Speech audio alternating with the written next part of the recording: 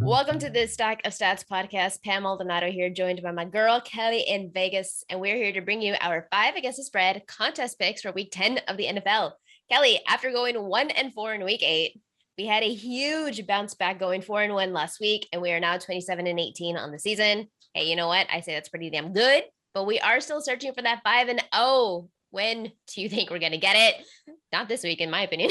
I don't think it's going to be this week either. You and I were texting yesterday. I don't love this week's card after last week. Last week should have been it. We can blame Sam Darnold. We can blame me. We can blame Bill Belichick. No. I'm not sure where the blame was.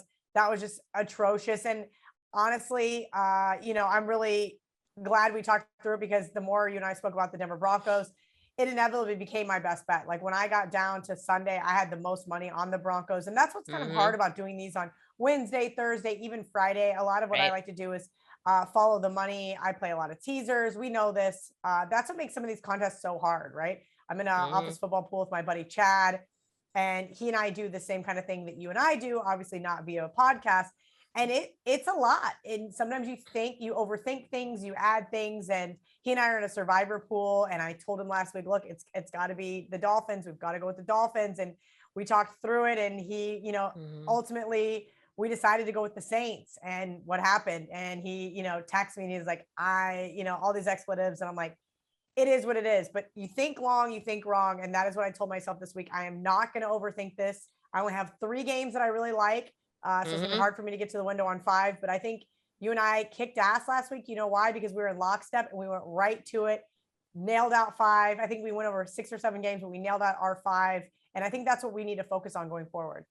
So there are some games this week. You said you love 3. I love 3. We don't match up on any of these 3. So we're going to figure it out, because I trust you. I trust me. We're going to figure it out. So here's a reminder of what it is that we are doing. We're putting together 5 against the spread picks for the NFL for a contest. Automatically in is Kelly's best bet. Automatically in is my best bet. And then we come up together with the next 3. My best bet may change. I'm okay with that, because your best bets are going 7-2 right now, and mine are 5-4. And because of the line, I'm not good with the lines. I know I like an underdog. I know I like a favorite, and whatever the line is, the line is. You are a little bit more sharp when it comes to what a line should be or shouldn't be. A 3 because it's going to finish at 2 or whatever. You're really good at that. So if you think that mine is a little bit more susceptible because of line move, I'm ready to scrap it off, because there's other games that I love. And then there's games that I like. I'm sticking to what I love this week. I can't really talk about it. I'm so excited for this week. It's a hard as fuck card. And those are actually the most exciting, because you learn a lot about the NFL. You learn about the league. You learn about the line moves. You learn about, I hate it when people are like, oh, it's a trap. It's a reverse trap. It's a non-trap trap. What are you talking about? I've never even heard of a reverse trap. Who are these people? It is really funny though. I'd like to comment on something you said. Yes, I'm really good at reading the market and learning over time where bets are going to come in, how the line's going to move, getting ahead of the market. But I have to preface this by saying, the NFL is still a very much pick the winner scenario, right? Yeah. We both liked the Broncos last week. I said I didn't think the Broncos could win outright. Sure enough, guess who had $0 on Broncos money line? Guess who got the money line? But that is ultimately something to really consider here. Yes, the point spreads are going to come into play. Yes, we know that 3, 7, even 6, now 9 is becoming a little bit more in the mix than it has in previous years.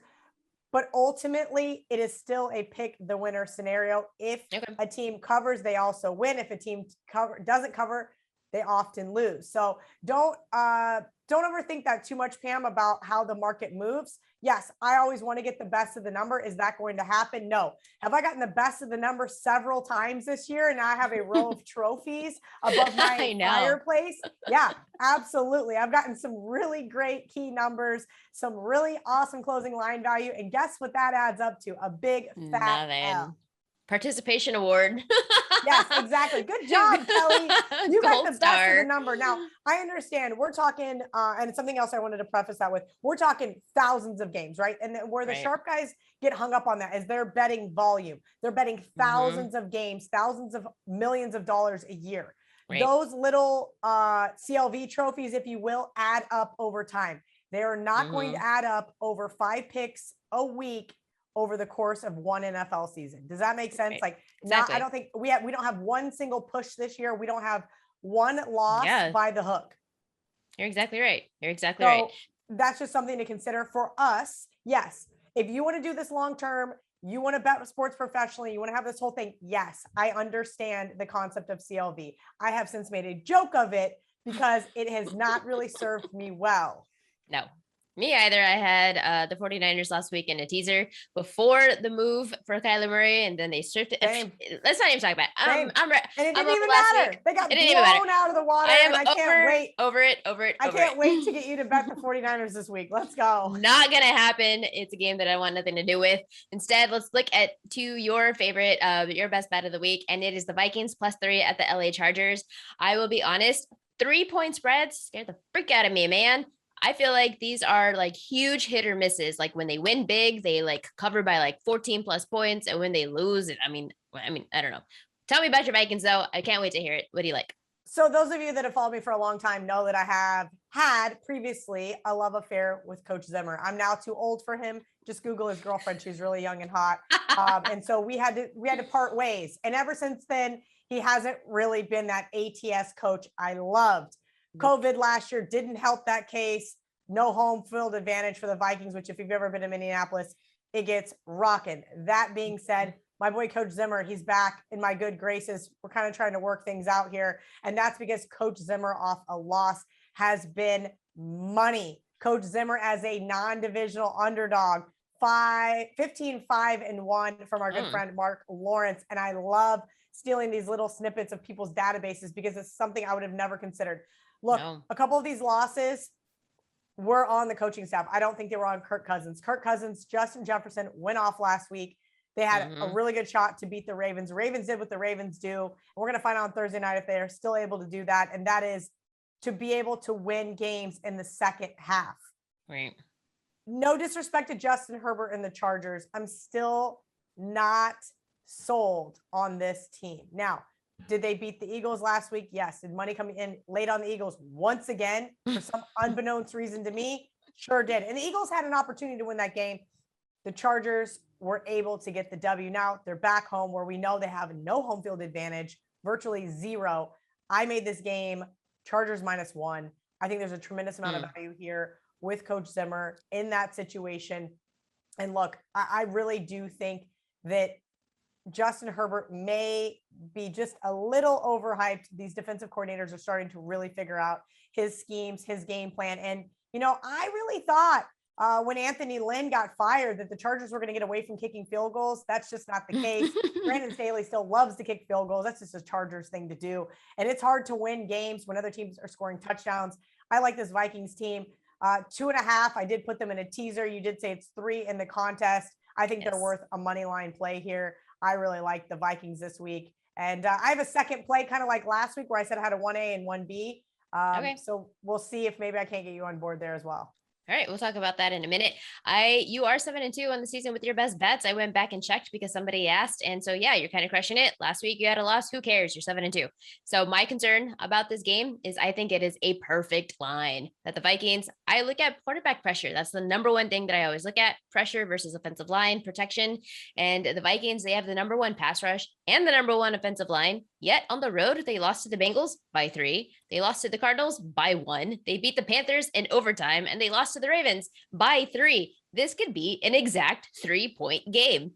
And why? Because the LA Chargers themselves have won. They have 4 wins by 6 points or less, 4 games this season of 6 points or less. Is it all correlated? Because the Minnesota on the road, all of them have gone over the total.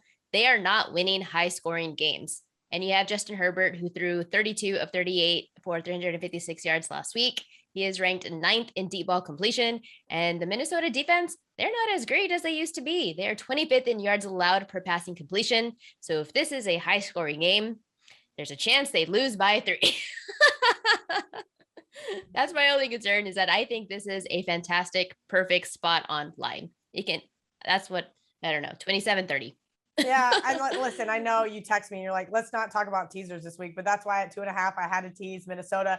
Getting over a touchdown to me was tremendous value. Great value. Look, like I said, I'm going to play on the situation here. Minnesota off a loss, coach them were 34-17 during that time. And that is one of those angles at 67%. I'm going to take a shot with it here. Like I said, I didn't love anything this week in the NFL. No. And there was 2 games that I went back and forth on which was going to be my best bet. I went with the Minnesota angle here because this is a team that I think is still a little undervalued at 3-5. I love it. It is your best bet. So I am on it. My best bet. Okay. I never make one. I texted you on Tuesday that I took the Lions at +9.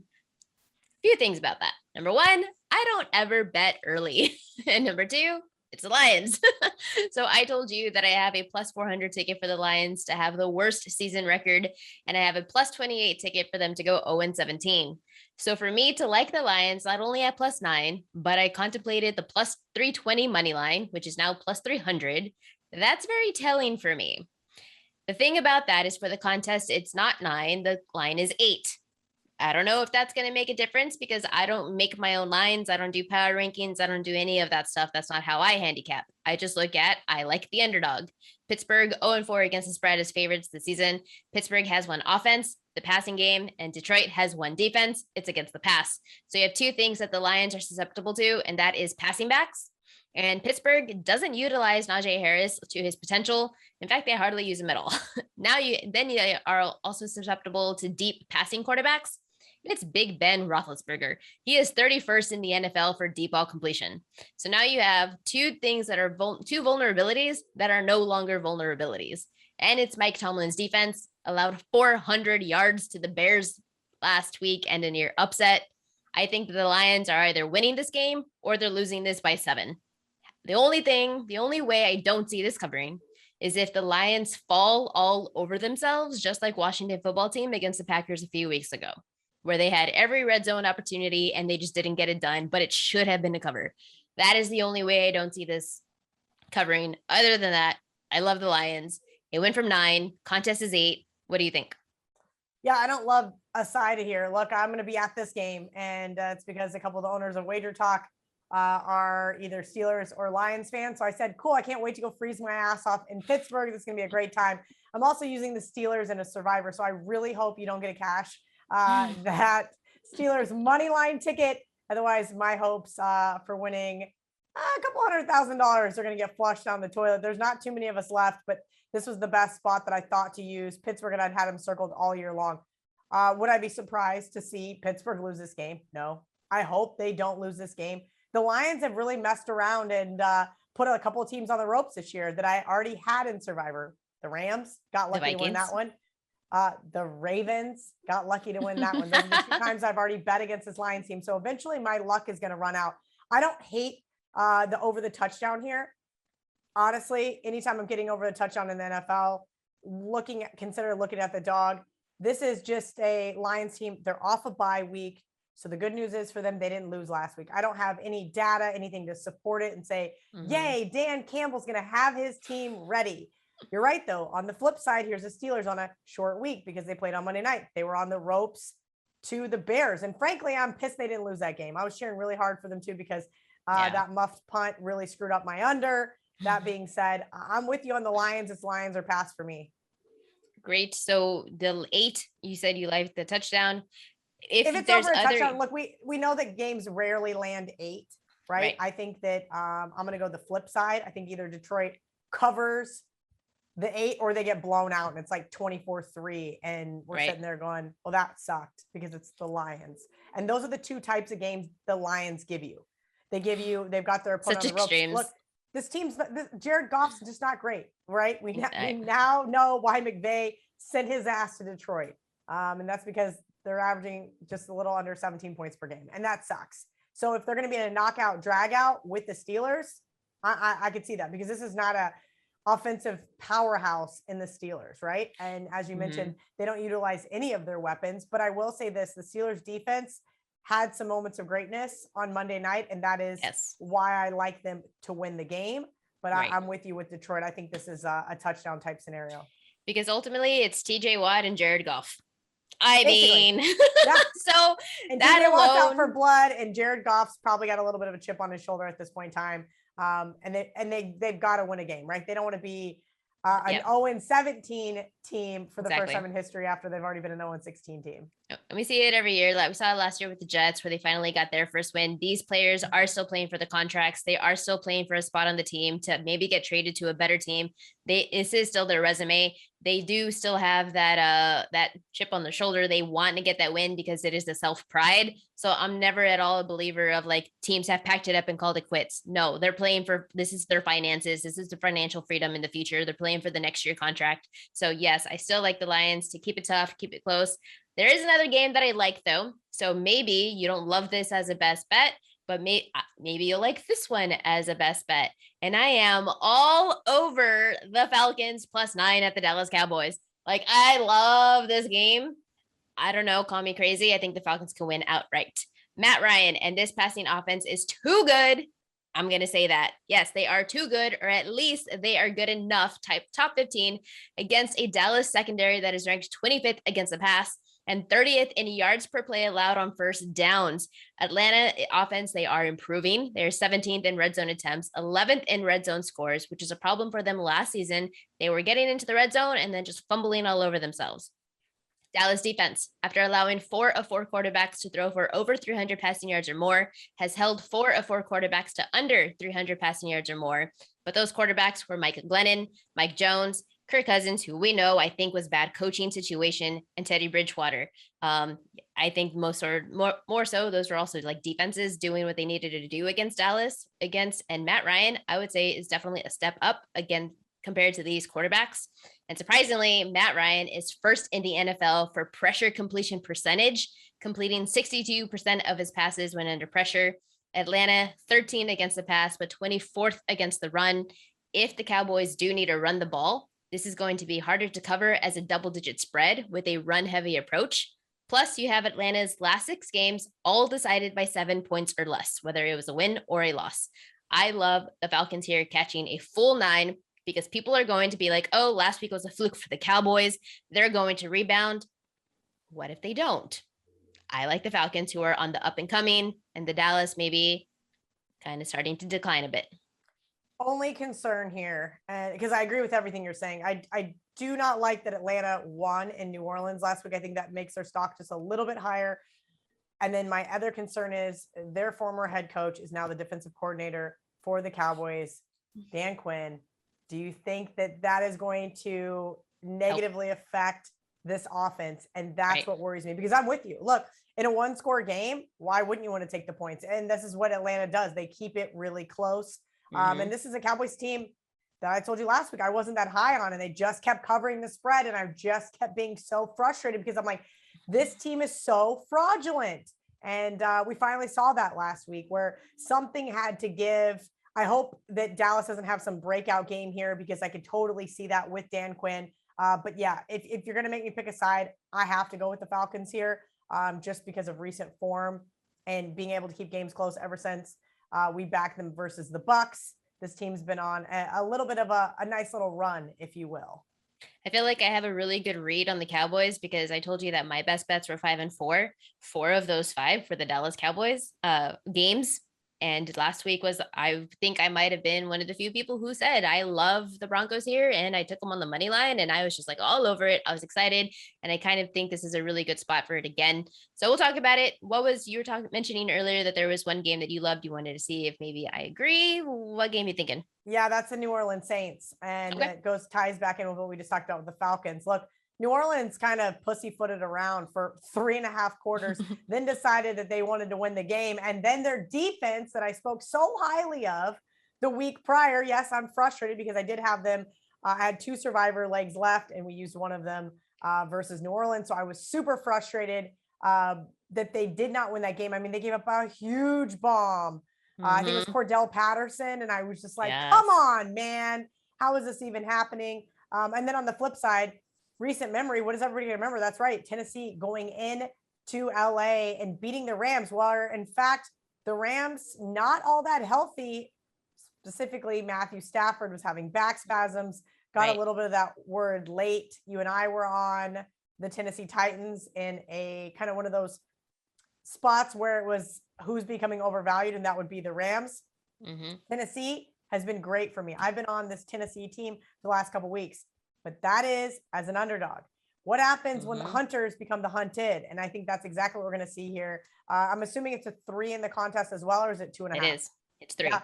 So 3 with the Saints. I actually love even more. This is a team that I'm going to ride on the coattails of their defense. Offensively, we know pretty much what we're going to get. At least we think we know what we're going to get with Trevor Siemian. I don't want to speak too highly of him, but I do think he's a serviceable quarterback. And I do think that this Tennessee team is getting just a little bit too much love in the marketplace. Honestly, you're talking about Simeon, but is there really such a drop off between anybody and Winston? Because Winston wasn't really doing that much. It's always been mostly the defense who's putting up points. They get him, they dink and dunk downfield, and then he puts up some touchdowns. So Winston wasn't doing anything spectacular, even though Jameis forever. I get it, but I don't really think there's a big drop off. But we also know that Jameis is going to give you those implosion games. Right. He's kind of like the Bo Nix of the NFL. You just don't know what you're going to get all the time. And which is why I don't mind Simeon. Yes, right. Exactly. With Trevor, you're going to get a quarterback that isn't necessarily mistake free, but in Sean Payton's offense, he's really great at limiting his quarterback's mistakes. Yes. Some of that's going to come on Drew Brees in previous years being very disciplined, but I think that that's kind of what we've seen here over the last couple of weeks. I really like New Orleans. And if I had to say Minnesota's 1A, New Orleans is 1B, and I wouldn't be more surprised if I end up having more on New Orleans. And especially at a teaser if it hits 2.5 come Sunday. So I have my whole thing prepared and ready, and I have things divided in yellow and in green. The Saints is green. So Yay! It's already a locked in. So we can definitely put that in. I agree with everything. Tennessee may have beat the Rams 28-16, but it was the defense more so, in my opinion, than the offense. The offense only had 194 yards. Yes, it became more of a defensive game, but it was 3.5 yards per play with no running back in Derrick Henry, 2.7 yards per carry from a trio of running backs in Deontay Foreman, Jeremy McNichols, and Adrian Peterson. The offense definitely did struggle, and the Saints are first against the run. Now you're going to force Tannehill to pass. He has just 2 games throwing more than 1 touchdown pass this season. Both of those games were against the Colts. Tannehill has 5 interceptions in his last 4 games, and the Saints against quarterbacks with interceptions. We saw what happened. They beat the Patriots 28-13, and then they beat the Bucs 36-27. So Tannehill can definitely have a couple of interceptions in this game. I'm looking at his interception props. I definitely want to take the over in that. I too agree. Saints +3, that's locked in. There is another game that I liked, and you said, think long, think wrong. I am not overthinking this at all. I love Bucs -9.5 at Washington football team. A couple of weeks ago, we were talking about on the road taking a team that was -10.5 on the road. Hooks, this is under a touch. This is under 10 points. Keep it simple. You have the number 1 passing offense in Tampa Bay against the worst secondary in the NFL, 32nd. Tom Brady this season is 2nd in passing yards with over 2,600 passing yards. He leads the league in passing touchdowns with 25, and he leads the league in red zone touchdowns. Washington, 31st in red zone conversion rate, last in opponent third down conversions, 29th in opponent punts allowed. So they are letting teams get downfield and then letting teams put up 7. The Bucs did lose to the Saints 36-27, but with Brady, the Bucs are 5-1 following a loss with an average margin victory in those games being 16 points. Washington football team quarterback Taylor Heineke. He's our favorite, isn't he? In the red zone. This Terrible. team is just so frustrating. Look, I get it. And like my buddy texted me, he's like, oh, the Bucs off a bye. There's a lot of things to like about this Bucs team. Don't overthink it, Kelly. Don't overthink it. You're already overthinking it. It's because I didn't like really either side, and I did lean towards Washington football team here. Look, I could see this easily being 35-17 Tampa Bay. There's something in my soul about road chalk, and I've always been told this. You're never going to get rich in the NFL betting road favorites, and that's where this is kind of my hang up. Except you're overthinking it. This thing I'm trying not to think about it too much at all, because I have the Redskins. Yes, I called them the R word down here circled +9.5. That's just my only thing. And I ended up not getting to the window with them. But I don't love a lot this week. And that's what makes it difficult to try to find that 4th and 5th game for us. All right. So then I do want to keep it as an option. I love the Okay. Falcons. I texted you that I love three things, and it was the Lions, the Falcons, and the Bucks. So everything else I'm like pretty open to. The one game that I do want to stay away from is Panthers and Cardinals. I have no idea. Ugh. Yeah, I have no I don't care. desire. And look, Okay, and great. finally, Matt Rule's going to play PJ Walker. Hey, G, thanks, Matt. Appreciate you. So then I don't even care to talk about that. What do you then? Maybe another option could be the Browns plus 2.5 at the Patriots. I think maybe you like the Patriots. I lean to the Browns here. I'm all about team underreact. No Kareem Hunt. He's still out from injury, and maybe no Nick Chubb because he's potentially out from COVID protocols. The line moved from 1.5 to 2.5. Also questionable is New England running back Damian Harris. All of this is factored into the line. I am done trying to figure out what the books are trying to do. They are telling you what the line should be, and they're saying this line was 1.5. No, listen, you're absolutely right. They're going, here's the line, come bet it. When they get respected money, they move it. They say, come bet it again. You still don't like it? Here, we're going to move it again. Come bet it. All they want to do is drive that action in the NFL because they know that they have the tightest market. It doesn't matter. It's at the end of the day, they want volume. And the more games you bet in the NFL, the harder it's going to be for you to win long term. And that's why I really have only stuck with a couple of games and done these long teasers because that's what's been working for me for the last couple of years. Right. So this game for me is Myles Garrett versus rookie quarterback in Mac Jones. Garrett, he leads the NFL in sacks, and the Patriots have faced only one team that's top 10 in quarterback pressure, but that was against Carolina. Jones had 139 passing yards, 1 interception, 2 sacks. But anybody who watched that game knows that it was Darnold who threw 3 interceptions. He was gosh darn awful. 3 interceptions led to 10 points for New England. Would have been 13, but they missed a field goal. You can't at all use that as a factor for this Patriots offense being good. This is going to be the true test. It is going to be Myles Garrett, Mac Jones, and I think Myles Garrett gets the win. I still love Baker Mayfield with the passing offense, clearly showing that he is capable. I love Browns plus 2.5 at the Patriots. What do you think? Yeah, I'm with you here. Look, I know early in the week I had initially leaned New England. I have since bet Cleveland in a teaser, and that's because I'm getting up over that 7. Look, this is a New England team that the reason why I bet against them last week is because I didn't think they deserved to be road favorites, but you basically admitted that it was Sam Darnold and the reason why Carolina lost that game.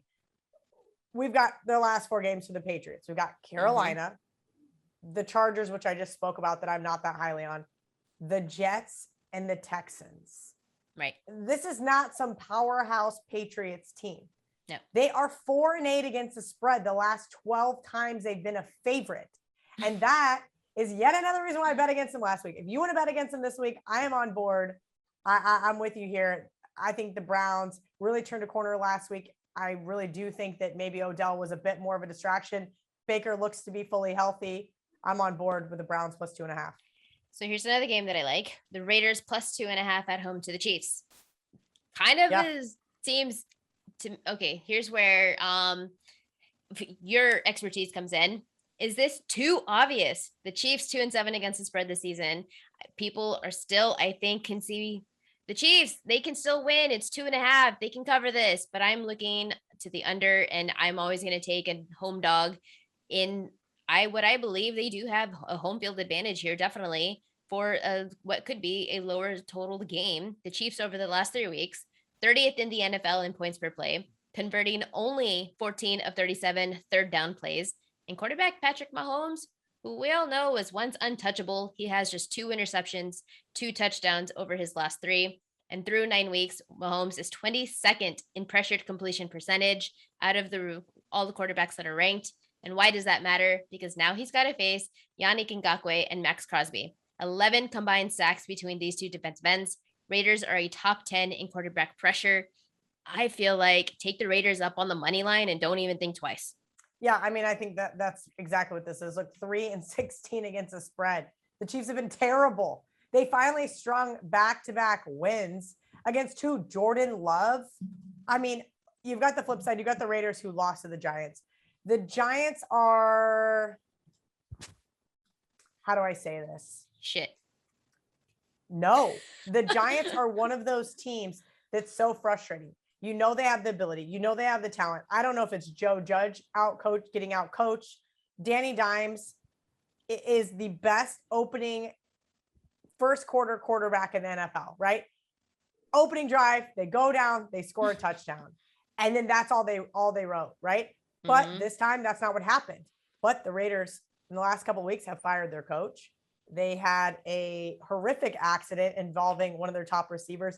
And then right before this game, they had one of their defensive players go on Instagram wielding a gun and being a complete and utter lunatic. Oh my gosh, I have no idea what you're talking about. Now I have to investigate. What? Oh my gosh, it was crazy. And he got cut too. So we're talking a lot of distractions here, plus the travel, right? We know this is 2021, that these guys get on a private jet, they go fly there, they go through walkthroughs, they stay at a hotel, they wake up, they play the game. It doesn't really affect them that much. Yes, their body clocks at 10 a.m., whatever you want to call it. It's not that big of a deal. They're professional athletes.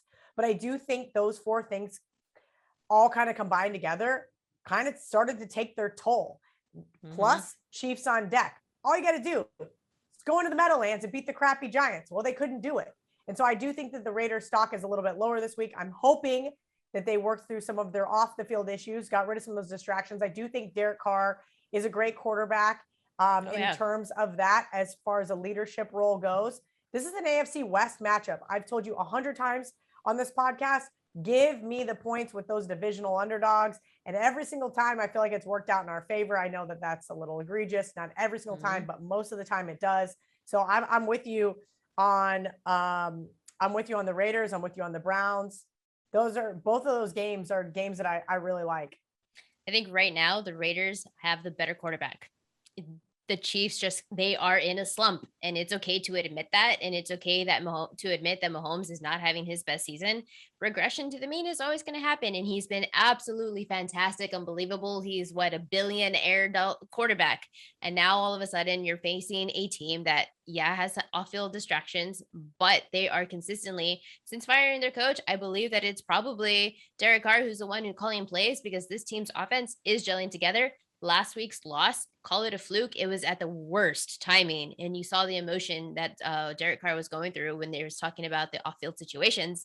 Now they're coming back at home. It's a good spot.